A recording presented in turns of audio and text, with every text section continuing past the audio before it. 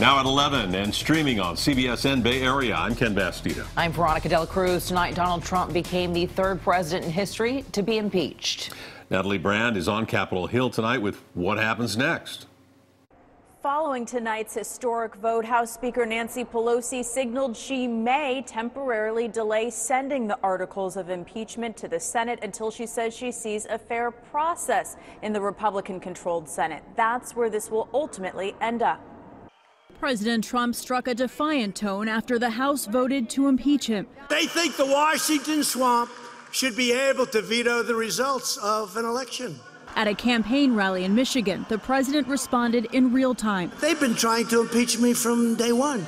They've been trying to impeach me from before I ran. The president's comments followed what had been an historic day on Capitol Hill. I solemnly and sadly open the debate on the impeachment of the President of the United States. For hours, Democrats and Republicans argued the merits of the two articles of impeachment, abuse of power and obstruction of Congress. Never before in our history have we experienced a president who has so clearly conducted himself in a manner offensive to and subversive of the Constitution. It's about power.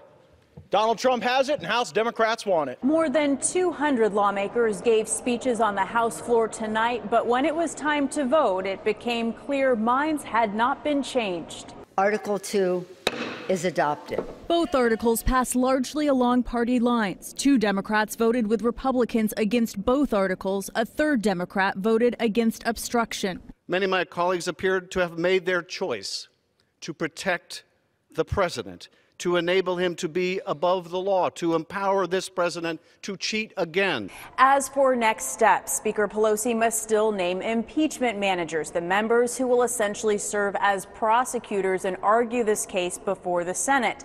Tonight, Speaker Pelosi said she cannot name managers until she learns more about what the process in the Senate will be. The Speaker has also not hinted who she would like to serve, but in recent reports, the names of Bay Area members Eric Swalwell and Zoe Lofgren have been floated. On Capitol Hill, I'm Natalie Brand, KPIX 5. As the president took jabs at the House Speaker at his rally tonight, he also went after San Francisco. She ought to go home and take care of her district, where the homeless is all over the place, and the tents and the filth and the garbage is eroding right into the Pacific Ocean and into their beaches. The city and the EPA have been in a back and forth over alleged water waste violations. You can join our morning team for the latest on the impeachment vote starting at 4:30.